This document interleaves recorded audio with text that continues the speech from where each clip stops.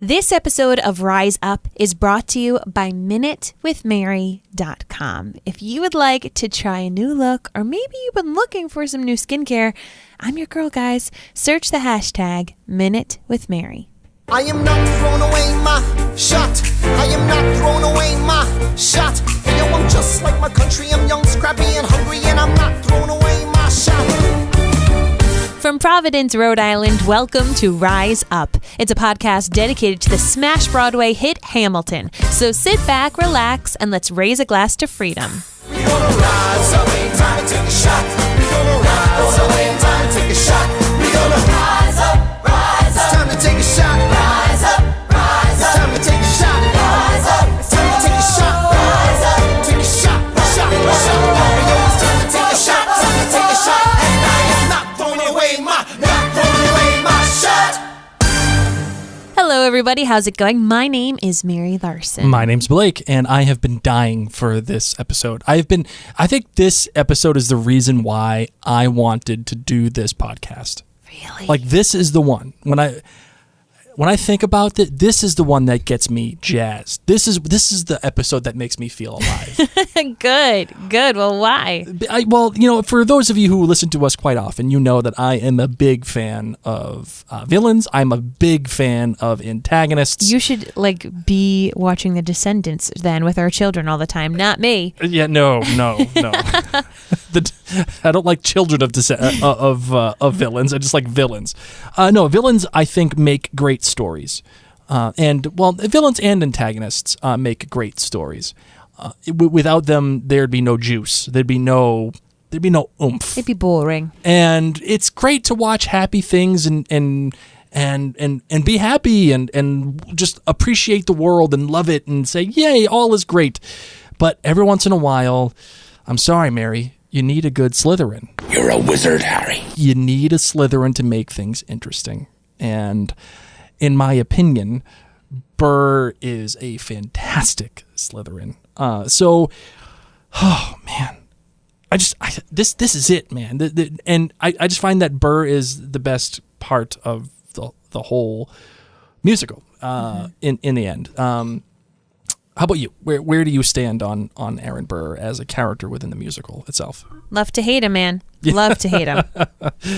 Yes. Well, we will be talking about Aaron Burr quite a bit in this episode, as it's all about him and really his relationship to Alexander Hamilton. But before we get into the rest of this episode, I want to let you know that you can find us at maryandblake.com, where we have all of our other podcasts, including This Is Us Too, which is coming back up very soon. And we also have Game of Thrones, Gilmore Girls, Minute with Mary has a podcast. We have so many podcasts.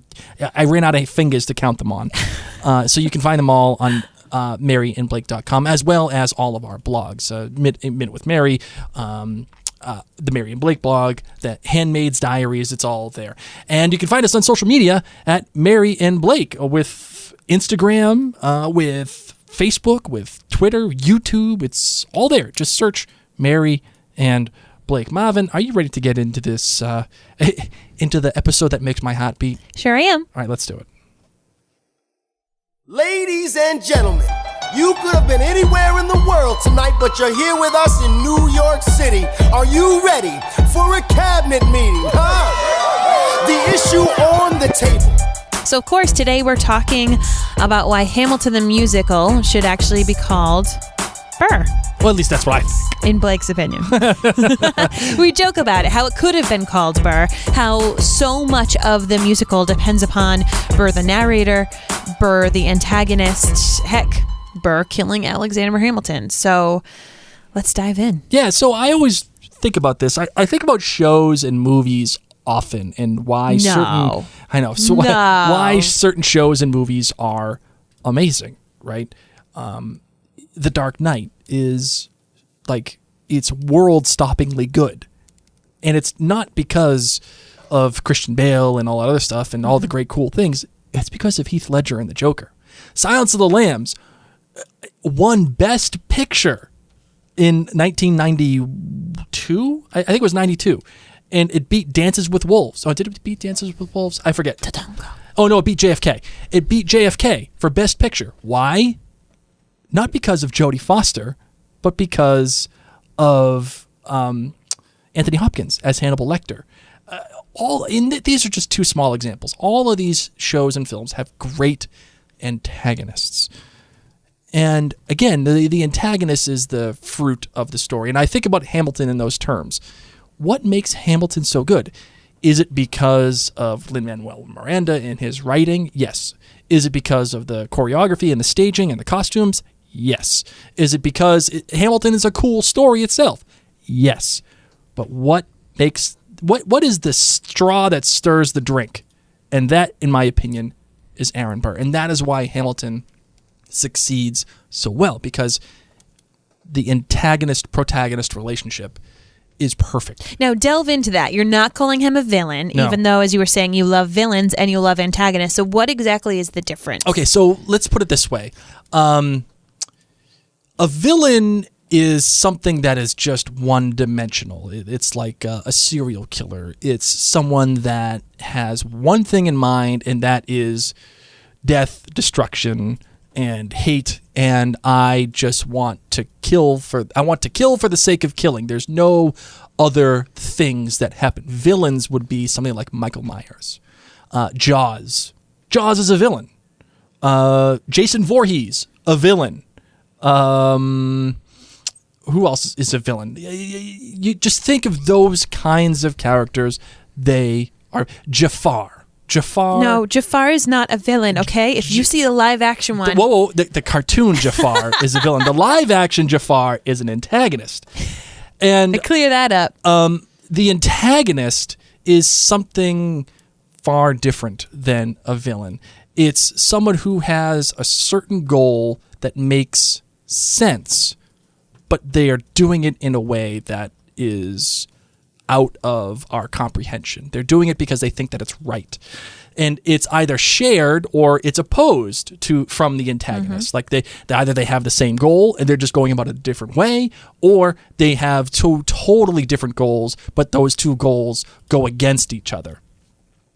And the antagonist has more than just I hate the world for hating the world or that style. There are levels, there are mixtures that are at play that make him or her or something a real force to be reckoned with. They have to be flawed. They have to be trying to get something or gaining something. They have to be intelligent. They have to be adaptable. They have to be worthy adversaries of the protagonist. And it has to be compelling. And you have to understand where the person is coming from when they're talking about their goal. For example, when you think of Killmonger in the Black Panther, right? He is... I didn't know that was his name. Yeah, that's his Killmonger? Yeah. I think it's a fishmonger. No. He is trying to open up the world to Wakanda to help the people of the world. But he's doing it in a way that is really bad. And he's trying to enslave people. Yeah. Whereas, and he is the moral opposite to the Black Panther. Mm-hmm. And the funny thing is in Black Panther, it happens. Killmonger's, his goal is attained. Wakanda is given up to the world. It is there. People, they can benefit from it. So that's what I'm saying. The goals may be right. Thanos wants to save the universe. He wants to save the universe, which makes sense. He wants to preserve life, but his method in doing it is really bad. He wants to do it in a snap, and he wants to take out half the universe's population. Now that obviously isn't a good thing, but his goal is understandable. Those are antagonists. So that's the difference between a villain and an antagonist. And I like the antagonist-protagonist relationship because usually they're reversals. They are the mirrors of each other. And I would say that Hamilton and Burr are really true mirrors of each other. Would you agree with this or would you disagree? Mirror is a tough word because, of course, I feel like that means that they would be much alike on a lot of paths. And Is mirror the same thing as foil? Because foils are very mirror-like. Like, if it's not crumpled. When you take out a nice sheet of foil. You know what I'm talking about? Yes, I will. Actually, let's think look about it. right Their now. upbringing was different. We have Burr, who ends up falling in love with a married woman of a British soldier, not just like some totally single girl who's down with the Americans. It's Alexander and Burr. I find them very different. Are they on? Do they have a lot of the same end goals? Like, are they kind of trying to go to the same place? Yes. Mm-hmm. But their upbringing was different. How they get to those new big spots, like shown in the play, when Burr's trying to talk with George Washington. Sure. George Washington's like, whatever, man, you're talking too much. Like, bye. Close the door Close the door on your way out. So mirror is, I don't necessarily see mirror. I just see worthy competition. Well, how about we do this? Foil, the proper definition of foil, as given to me by Professor Wikipedia, in fiction, always trust. A foil is a character who contrasts with another character, usually the protagonist, to highlight qualities of the other character. In some cases, a subplot can be used as a foil to the main plot. This is especially true in the case of metafiction and the story within a story motif. The word foil comes from the old practice of backing gems with foil to make them shine more brightly. What? Imagine that. Who would do that? Like, who has gems that are like, these things don't look sparkly enough? I'm going to put some aluminum foil right there. Going to go to the cupboard. Get me some foil. I know it's going to make that shine. It's going to make it look wicked That's good. That's something that our son would do. He's 6. I know. So I think foil would be a relatively appropriate term for both Hamilton and Burr, as a matter of fact. But the relationship between the two, again, is, I think, what stirs the whole drink here. And I think that's why, again, as we said in our last episode, it was literally a genius move to have Burr be the narrator for the whole story. Agreed. Because they're telling you right up front who it's going to be and what the problem is going to be. And I like that because you get to expect the story as it comes to you, and you know what's going to happen for the most part. Well, and having Burr be the narrator, too, adds this interesting element because he's in a majority of the scenes because he has so many common interactions with Alexander Hamilton. And because of that, Burr is able to, while he's on stage, transition for us. This is a very complex musical show. Like, there is very little break. For those of you who haven't been able to see it, it's very much like Les Mis. Like, it just goes. What you hear on the soundtrack is what you're going to see on stage. They might stop a little bit for laughter, but that's pretty much it. Yep. And frequently, those transitions, there are people behind him maybe moving a piece of furniture, or people might moving around while Burr takes center stage to help transition us and show us a different side. Yep. So we see things with Alexander singing, but then Burr says, all right, you saw that, but here's the other side of it. Here's the cocky side of it. Here's the, side that I see. Right. And since they're both playing for, I think, a similar goal, which is what we'll get into, and I think the similar goal is legacy. They're both playing for the same thing. And Mary, you were very astute when you said Burr shows you the opposite of everything that Hamilton does. It doesn't deify Hamilton. And like we said, since Burr is the narrator, and since they come up to you straight up and they tell you what the story is going to be about, at the very beginning of the show, they give you a baseline from which you can operate. And we're going to play some sound here. We're going to play a lot of sound throughout. This is I like sound. I like sound too. We're going to play a lot of sound from the show in this episode because I think it highlights the point. And it's better than us singing it. Right, yeah. You don't want us to sing it. Mary could sing it. I could not. It's one of the commandments of Mary and Blake. Blake is not supposed to sing the Mary and Blake podcasts. So, yeah, Burr is the one who shows you the opposite side of Alexander Hamilton. While we're talking, let me offer you some free advice. Talk less. What? Smile more. Don't let them know what you're against or what you're for. You can't be serious. You wanna get ahead. Yes. Fools who run their mouths off wind up dead. So they're telling you right at the beginning, Burr is reserved. Hamilton runs his mouth. And those who run their mouths wind up dead. At the very beginning of the show, they're telling you the end. And they're framing for you the entire device of these two guys. Burr doesn't say nothing. Hamilton says too much. And they're going to end up in a clash. Mm-hmm. And it's great because they start off as friends, at least within the show, right? They start off friendly. They start off at a place where Hamilton admires Burr. Hey, you Aaron Burr, sir? Yeah. Like, whoa. Like he's like, we're the same. You're an orphan. I'm an orphan. God, Yay! I wish there was some more that we could prove that we're worth more than anyone bargained for. Hey. Yeah, I'm not allowed to sing. You're right. We're the same. And we are the same, but they're so very different. It reminds me so much of when Draco Malfoy meets Harry Potter, on the stairs of Hogwarts. You're a wizard, Harry. About to enter the Great Hall, and he's like, "Oh, Potter, you should be my friend. I'm important, Potter." And that's what I feel like Hamilton's like in the beginning. He's like, "Burr, oh my God, man, we're both orphans. We're both here. This is so great." And then he finds out that Burr doesn't really believe in anything, and he's like, "Whoa, man. You're making fun of Weasley." Right. What do you know? Calm down. I could choose my own friends. Thank you very much. Oh my God, you're such a dork. It's great. Thank you. I love it. And I think one of the main things of having an antagonist, a one that is worthy of a protagonist, is that the antagonist himself,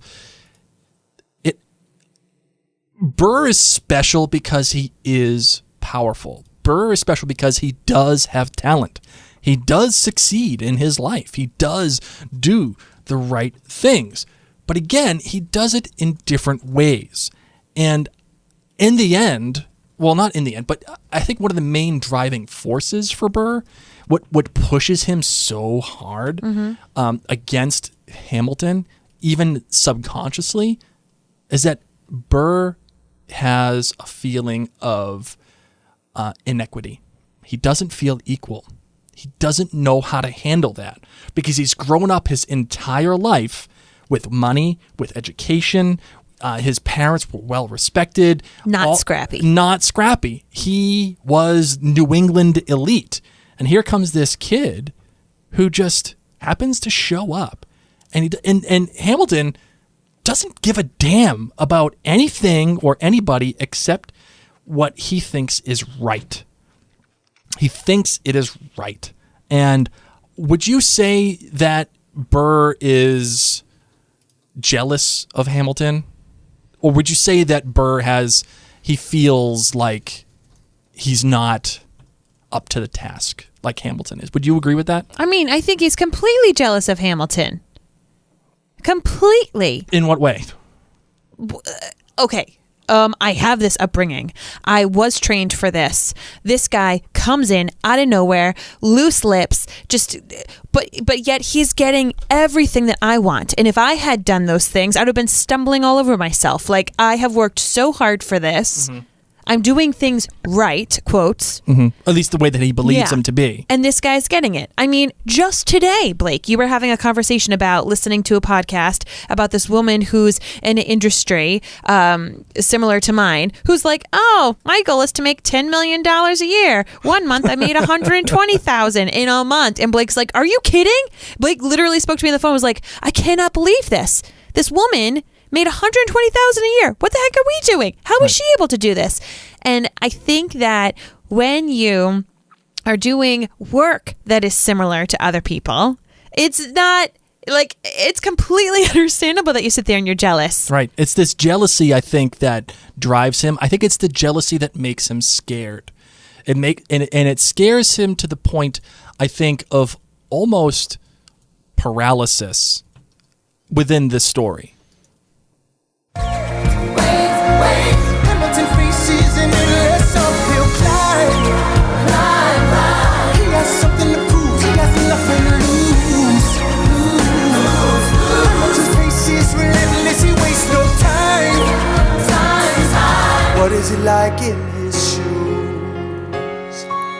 his voice is so good. Hamilton doesn't hesitate. He exhibits no restraint. Takes and he takes and he takes and he keeps winning anyway.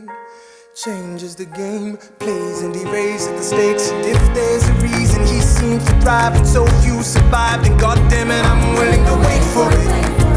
I'm willing to wait for it. So he's that paralysis, that wait for it. I have everything to lose, and this kid has nothing to lose. And he just does whatever the hell he wants. What is it like?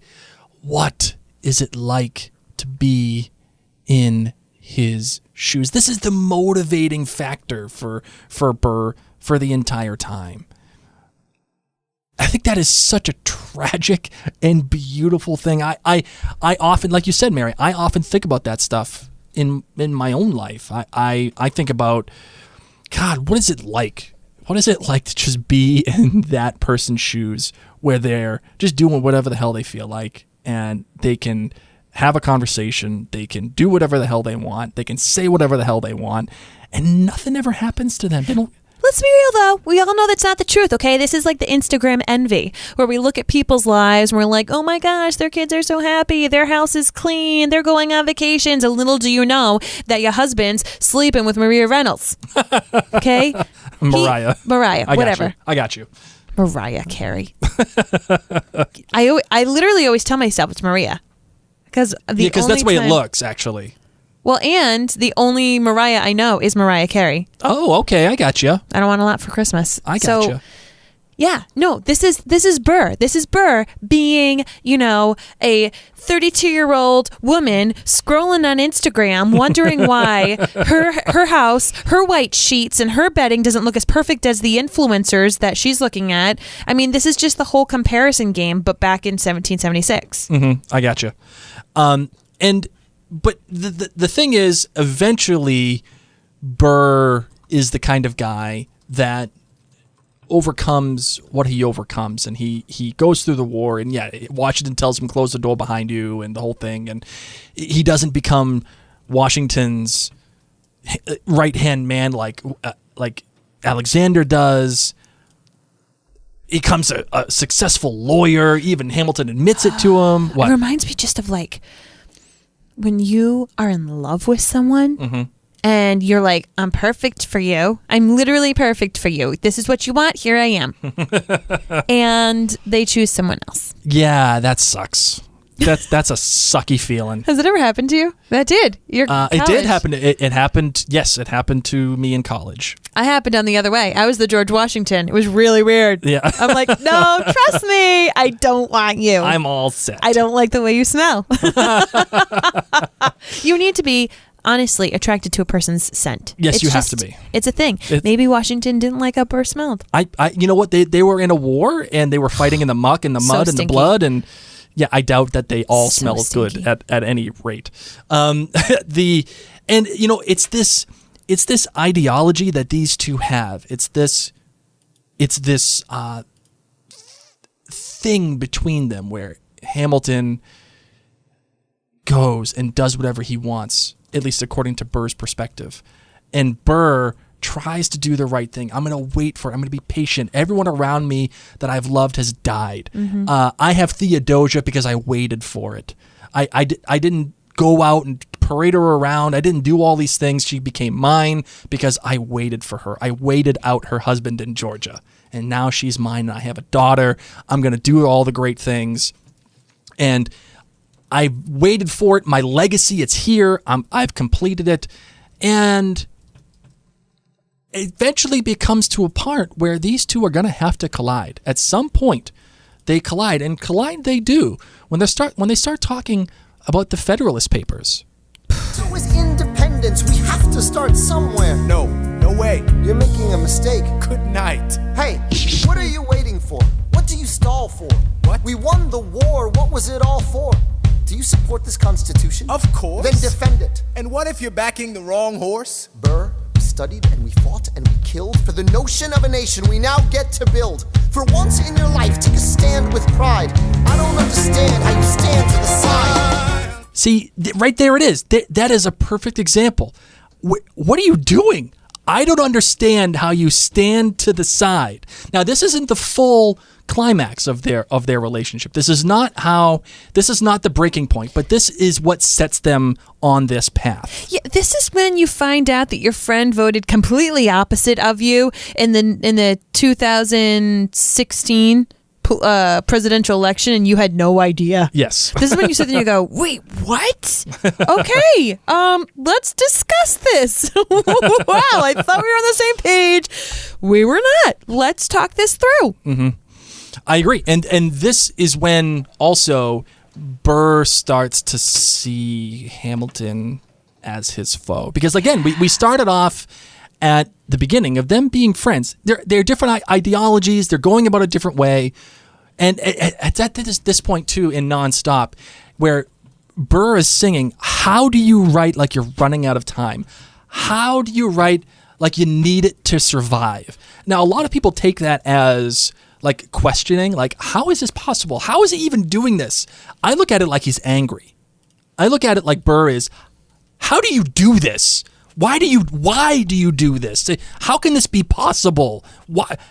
You're making everything crazy. Why? That's the way that I interpret it. Would you agree with that interpretation? I just see it as you're doing everything wrong, and yet you're still getting ahead of me. Like, yes. Everything that I know to be wrong, you do, and you make it big. Right. And like, is that anger, or is that just befuddlement? Is that acknowledgement? What do you think that is? All of them? Makes me think Yeah. of like truly, truly passionate, talented musicians who sit and do the blood, sweat, and tears and play at the gigs and do everything they're supposed to do. And then some wacko YouTube star who has to be auto-tuned the entire time makes it big. Mm-hmm. And they're sitting there saying, are you flipping kidding me? Mind you, Alexander Hamilton had the blood, sweat, and tears. He's a genius. Mm-hmm. Like, he is not a stupid YouTube star. Like, he was not. Seriously. Like, this guy, from the get-go, put in the blood, sweat, and tears. But this is how Burr sees him. Right. I totally agree. And that's the thing. That's the thing. It's because of this main goal that they are trying to compete for. And that is what I think makes an antagonist and antagonist relationship the most important thing, the main goal of which they're fighting over. And that is usually the same thing. It may be different styles, like we said, but it's the same thing. Thanos wants to save the universe. So do the Avengers. Thanos wants to snap. The Avengers need to stop Thanos. Mm-hmm. That is the same goal. They're fighting for the fate of the universe. And here, I think Hamilton has the same goal as Burr, which is legacy. It's legacy. It's trying to find your place. Who lives? Who dies? Who tells your story? And Burr wants his legacy because his parents died and they left him with nothing but a legacy to protect. And Alexander wants a legacy. That's pressure, man. But he has to find it and he has to create it. And part of that legacy is keeping his good name. But the problem is that he has Burr fighting against him eventually because Burr becomes jealous. He becomes jealous. I'm so jealous. He becomes jealous of Hamilton for that. How do you write like you're running out of time? And then this is when we start to get into the meat of it. It's called coffee. Yeah, it's they have their own legacy. And they're fighting for ways to find their own legacy. And it happens in the room where it happens. And I wanted what I got. When you got skin in the game, you stay in the game. But you don't get a win unless you play in the game. Oh, you get love for it, you get hate for it, you get nothing if you wait for it, wait for it, wait. God help and forgive me. I want to build something that's gonna outlive me. What do you want, Burr? What do you want, Burr? If you stand for nothing, Burr, what do you fall for? Favorite part. I want to be in the room where it happens, the room where it happens. Right here. I want to be in the room where it happens, the Feel it. Feel it. So this is the crux. Literally my favorite part. This is the crux of their entire faded relationship. I know, I'm sorry. It's okay. I didn't want to go for a whole long time. I was going to start dancing. The crux of their relationship is Alexander is fighting to create something that will outlive him. It's fighting to create something bigger than him. Mm-hmm. I want it to outlive me. Burr is saying, I just want to be in the room where it happens. I want the fame for the fame. I want the thing for the thingness. I want that. I just want the power. And Hamilton even asks him, if you stand for nothing, Burr, what do you fall for? What do you want, Burr? What do you want? And his immediate response is, I want to be in the room where it happens. I just want to be in the room where it happens. And it's at this point, these two, because not only do the goals have to be the same when it comes to the antagonist, and we have clearly established that it's the same, it's the legacy. But the antagonist and the protagonist, they have to push each other. Yep. They have to push each other to make choices. And those choices have to reveal who they really are on the inside. They have to motivate each other. They have to, because Burr is the one that makes the narrative go forward constantly. He is the one pushing it. He is the one talking about it. And nothing makes more push than after all of the stuff with Mariah Reynolds. And they discover, oh my God, we know how to get to Hamilton. We know how to get to him. Like, Burr is jealous, and he's discovered a way. And what's it like to have Washington on your side? Well, we can nullify that. And we can nullify Hamilton. Because not only do you have to push, but the antagonist has to take the greatest strength of the protagonist, and it has to make it a weakness. And tell me, what do you think is Hamilton's greatest strength? Arrogance. Right. Well, his strength. What's his greatest strength? His greatest strength is drive. Right. His drive. It's his want. You agree? Yes, I do. Oh. It's his want. It's his want of legacy. And you know what Burr does? Like any good antagonist. Yeah. This is why he is perfect as an antagonist. This is why the play really should be called Burr. Because he takes that drive, he takes that want, and he makes it Hamilton's greatest weakness. Yes, I have reason for shame, but I have not committed treason and sullied my good name. As you can see, I have done nothing to provoke legal action. All my answers to your satisfaction. My God. Gentlemen, let's go. So? The people won't know what we know. Burr, how do I know you won't use this against me the next time we go toe-to-toe? Alexander, rumors only grow. And we both know what we know. This is an incredible line. It's an incredible line because it tells Alexander, dude, rumors are rumors, man, and we know what we know. It doesn't matter if we don't say it. People are going to find out. And your legacy is going to be crushed. And what does that push Alexander to do? Come on out. Reynolds pamphlet. It pushes him to ruin his career, ruin his marriage, ruin everything in his life. Dumb. For the sake of his legacy. So dumb. It's something that Alexander, someone who was very smart, who was like genius level smart, would never do. But he believes that he's doing the right thing by writing the Reynolds pamphlet. And it completely changes his life. But it's not just that kind of pressure that makes Hamilton change his life. No, in fact, Hamilton gets motivation from Burr as well. He gets motivation to change the way that he runs his life.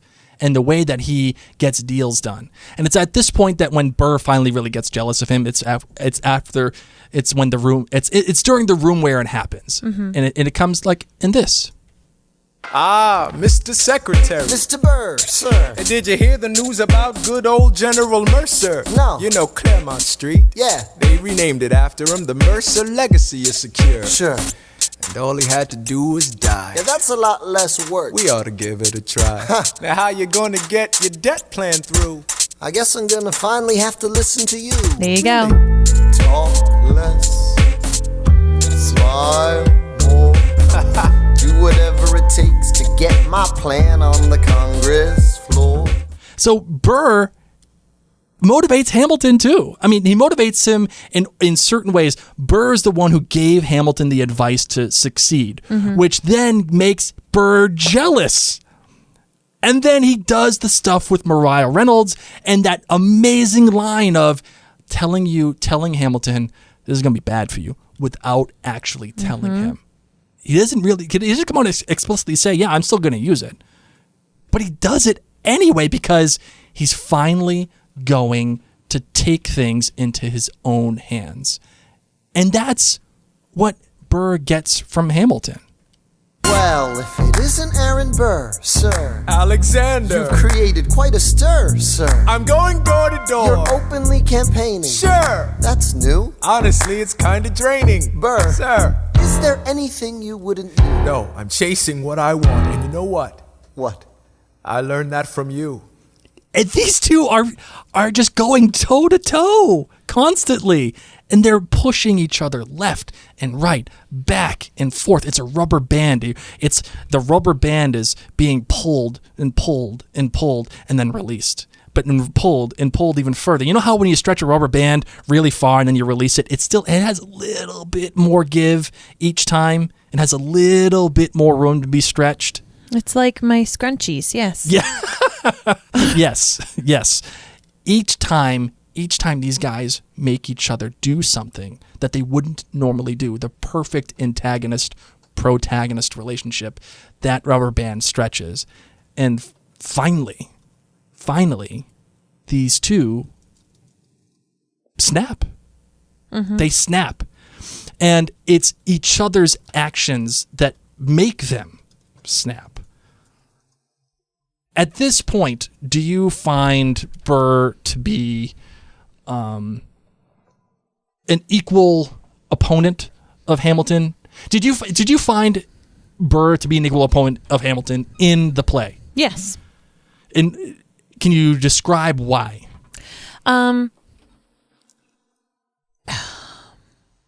He was very, very smart. Yep. Had it not been for Hamilton, Burr probably would have been a much bigger player inside our country's history. Yep. It seems that whenever he was pushed aside or something did derail him, it was Hamilton.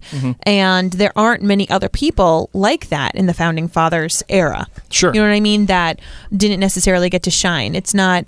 no, I do. I mean, both of them, they were neck and neck in so many ways. And when they are neck and neck and they have this relationship with each other, they're pulling their rubber band, they're relaxing it, pulling it, relaxing it, making moves, making choices. They're telling you who they are.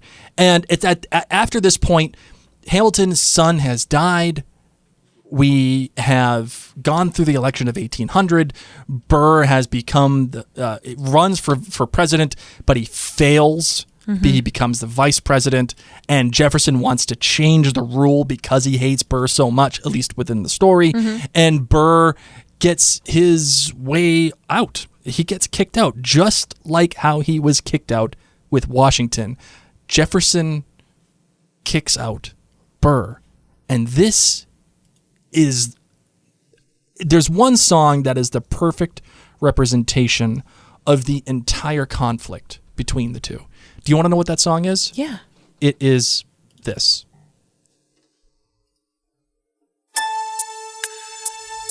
How does Hamilton, an arrogant immigrant, orphan, bastard, poor son, somehow endorse Thomas Jefferson, his enemy, a man he's despised since the beginning, just to keep me from winning? Okay, all right. Them's fighting words. Whoo, boy. This is the one that excites me. I know. My blood pumps. It boils when I hear this. Not boils, but it might get my heart rate goes up. The motivation has turned from legacy, and it has turned from I want to be in the room where it happens to vitriol for Hamilton, because Hamilton does not endorse Burr as president. Correct. And all of these things, all of the things that made them similar in the beginning, with the orphans, growing up and comers, now Burr sees or chooses to see the problems that Hamilton has caused him. And he chooses to see the worst things. How an arrogant, immigrant, whore's son, he is the one who's getting in my way. I wanna be in the room where it happens, the room where it happens, the room where it happens. You've kept me from the room where it happens for the last time. Okay, you Me? No, not you, but you Hamilton, you have kept me from the room where it happens for the last time. Yes. It's not the legacy thing anymore. No. It's not I want to be in the room where it happens just for the sake of the thingness. It is you have prevented this from me. And Burr goes stir crazy. It is now. It's not just that they're buddies who don't get along anymore. The stakes have now risen to nemesis level. The stakes are so personal. Hamilton has made a profound and indescribable impact on Burr's life at this point. This is what Burr is thinking. And this is, again, why the play could be called Burr. Because not only does Burr serve as an antagonist for Hamilton, Hamilton is just as much of an antagonist as Burr. Yeah. To Burr. Yeah. And you could define both of them in this antagonist role. And that's why I feel like Burr has just about the same amount of lines, just about the same. He has the best songs throughout the whole play, in my opinion. He is the one who changes the most. It's all because of Hamilton.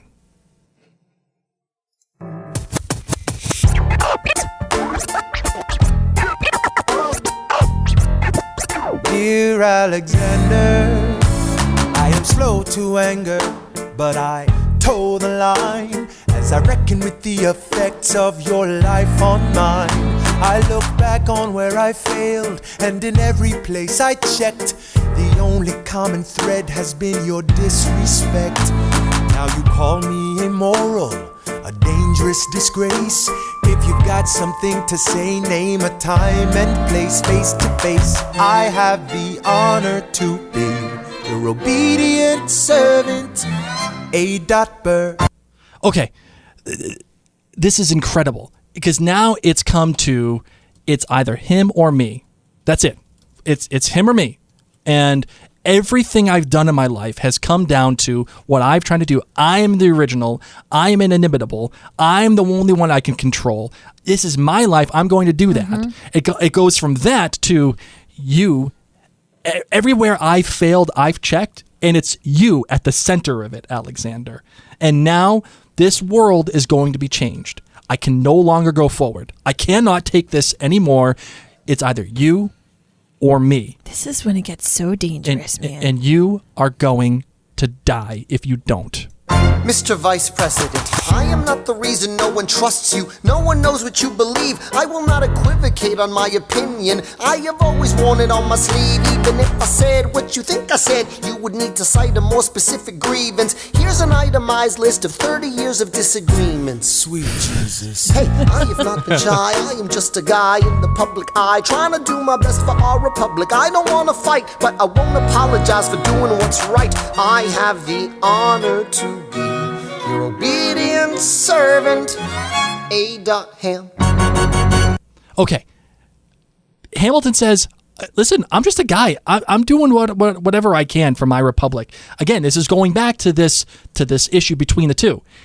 Burr sees Hamilton as the problem. Burr sees Hamilton as the thing that affects his Which kept legacy. him out of the room where it happens. It's his own legacy that's being affected. And Hamilton is saying, listen, whatever you said, whatever I did, it happened. Sure, fine. Crazy. Whatever. I'm just trying to do, Hamilton is still looking for the thing that is bigger than him. I'm looking out for my republic. Whatever it is, even if I said what you think I said, I don't know. Just figure it out, dude. You're gonna need to be more. I'm just trying to do the best for the republic. Careful how you proceed, good man. Intemperate indeed, good man. Answer for the accusations I'll lay at your feet, or prepare to bleed, good man. Burr, your grievance is legitimate. I stand by what I said, every bit of it. You stand only for yourself. It's what you do. I can't apologize because it's true. That's it. That's the crux. You stand for yourself. I can't apologize because it's all true. Yikes. And it just sends shivers up me just thinking about it. These two cannot coexist anymore. Whether you believe it or not, whether history proves it to be true or not, they cannot coexist in the same fashion. And again, Hamilton is looking for something bigger than him. Burr is self-motivated only because of his selfish actions. And Burr is no longer going to take it. And again, it's the same goal, just different ways. And they are in total conflict. Stand, Alexander. We hawking dawn. Guns drawn. You're on. I have the honor to be your obedient servant. A. Ham. A. Burr. So that is the conclusion of their conflict. Well, the climax of their conflict. And it's not just against Burr, by the way. Burr is the one forcing Hamilton to still make choices. And he forces Hamilton to make a choice that highlights what Hamilton really is. Hamilton, yes, his son has died and he lost his wife, but his wife and he have reconciled. He makes Hamilton make a choice. What do you mean? You mean the choice of life? The choice between his family and life versus his legacy versus his beef with Burr. And this is why Burr is perfect. Burr is perfect because he just wiggles that little knife on it. He knows how to get him. Because he makes Hamilton the guy that we all remember, the guy who dies, the guy who died too quick, the guy who probably could have done a lot of good but didn't. Yep. Hamilton chooses that. It's his legacy. He chooses the legacy. And they fight and they do the whole thing and they have the duel. And obviously Burr shoots Hamilton and Hamilton becomes the historical figure that we all remember. But the choice that Burr makes is also for his legacy. His legacy is, I need to get rid of Hamilton. If Hamilton is gone, I will become the man that I want to be. I will become the man I envisioned. And I have waited for this for my entire life. I have done everything right. I've put up with Hamilton's crap. I've put up with not being in the room where it happens. I've put up with being the vice friggin' president to Thomas Jefferson, the Francophile that nobody cares about, that Hamilton endorsed, and I was kicked out of the room again, and my whole political career will come to an end if I don't get rid of Hamilton. And finally, he does. But you know what the problem is? He kills him. He kills him. And in doing so, Burr ruins his own legacy. Death doesn't discriminate between the sinners and the saints. It takes and it takes and it takes. History obliterates, and every picture it paints me and all my mistakes. When Alexander aimed at the sky, he may have been the first one to die, but I'm the one who paid for it. I survived, but I paid for it. Now I'm the villain in your history. I was too young and blind to see. I should have known the world was wide enough for both Hamilton and me. for both Hamilton and me. Hamilton has made a profound impact, like I said, on Burr, and Burr has made a profound impact on Hamilton. The choices that they make define who they are as characters, but they also push the plot forward throughout the entire show and culminates in this final moment, this final epiphany, this final realization. What did I do? I've ruined everything. I've created my own hell, and I've martyred Hamilton. And it's this moment, this moment of Not great.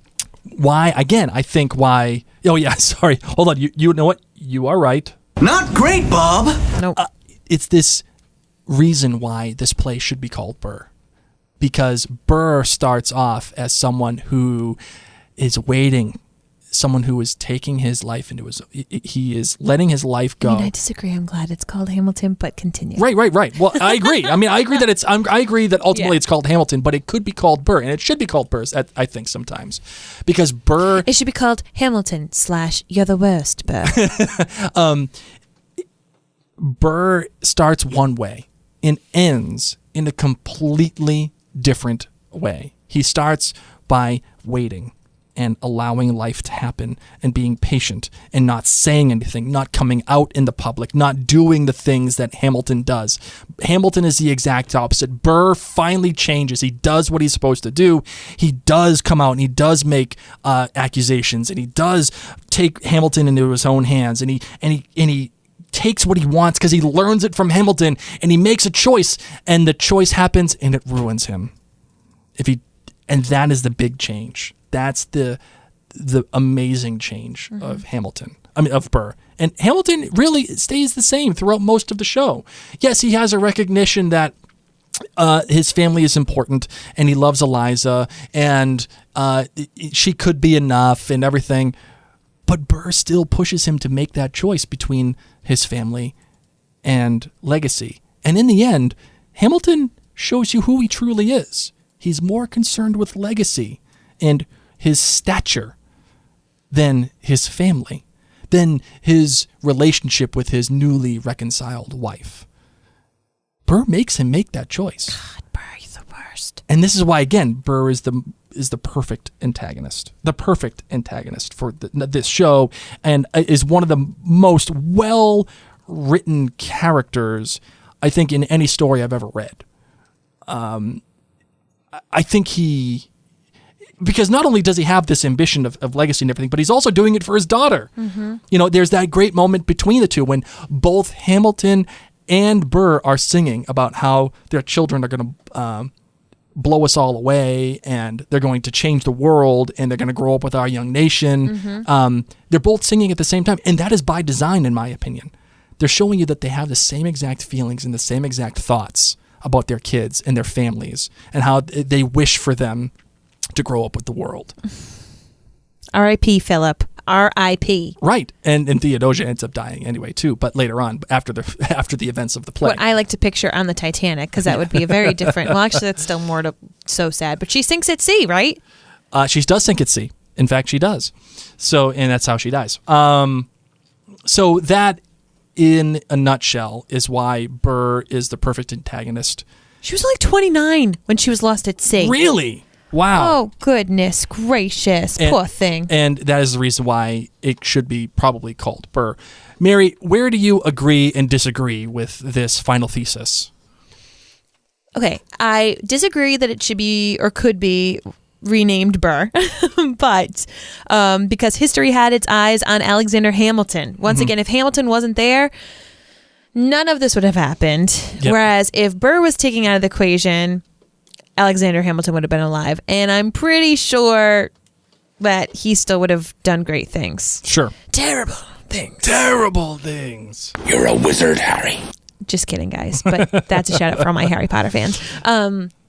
But great things nonetheless. Gosh, I can't get Allivator's voice out of my head. He did great things, terrible things. Okay, sorry. But you know what I'm talking about, right? I'm getting nerd sweats. Stop. But as I said, all of these things would have still happened. If not, many more things would have happened for greatness for Alexander Hamilton. He probably would have been one of our presidents. It wouldn't have mattered as much if Burr was taken out of the equation, but I couldn't say the same, vice versa. So I think that this relationship between the two is what makes this play so fantastic. They both start one way, they end a certain way, and the journey that these two find each other on and how they intersect. And, we've given you here a very brief description of the entire relationship, but how they weave in and out of each other's lives, pushing certain buttons, making each other make certain choices, doing certain things that they would normally and otherwise never do. To both of them, it's the perfect relationship in any kind of story that I've ever read or watched. This is why I wanted to do this podcast, man. This episode, this was it. Oh, I'm so excited. All right, my love, are you ready to close this bad boy out? Do you got anything else to say about this? No, I'm feeling good, man. All right, let's do it. You'll be back, soon you'll see. You remember you belong to me. You'll be back, time will tell. You remember that I served you well. Oceans rise, empires fall. We have seen each other through it all. And when push comes to shove, I will send a fully armed battalion to remind you of my love. So, that's it, my friends. Yes, that is the end. You can find all of our stuff at maryandblake.com. You can check us out on social media, Mary and Blake. And if you'd like to become a patron of Mary and Blake, you can just go to Outlander Cast Clan Gathering. The OutlanderCastClan.com. And the OutlanderCast Clan? No, it's OutlanderCastClan.com. You just said like 50 million website addresses. I did. And these people are listening. They're probably driving, maybe at the gym, and they're like, this jabroni, I can't keep up. OutlanderCastClan.com. Or you can just head over to Mary and Blake. You'll find it out there. This, of course, is a really fun episode because we're talking about the character that we love to hate, and we want to know your opinion. So after you listen to this, if you're still here, send us a message. Let us know how you feel about Burr. Yes, if you think if you think that it should be called Burr, tell me why. If you don't think that it should be called Burr, tell me why. And if you really just happen to really like him, I'd love to hear that too. Maybe we can kibitz and have fun and nerd out with each other. Poor daughter. Poor thing. I know. Oh, man. There's also another great part, Oh, my God. Gilbert Stewart did a painting of her. She looks so sad. Look at her. She is sad. Oh, that poor thing. Oh, man. R.I.P., Poor man. Theodosia. Oh, she was married to a wealthy landowner who was the governor of South Carolina. Wow, okay. That's good. But, yes, I would think so. At least she got money. That's all that matters. But, man, not a great life. Poor thing. No. Poor thing. I kind of hope that, she got lost at sea, but she ended up in Bermuda and just had ravenous sex with some, man there who fed her coconuts and caught her fish, and they, sang Moana together. Keeping in line with the Lin-Manuel Miranda. Wait! There's a romantic legend involving piracy and a Caracanawa Indian chief on the Texas Gulf Coast. Okay, all right. Oh my gosh, guys, she might have had a very lovely life after all. For now, I'm Mary. My name's Blake. Rise up. That's what Theodosia said to that chief. That's what she said.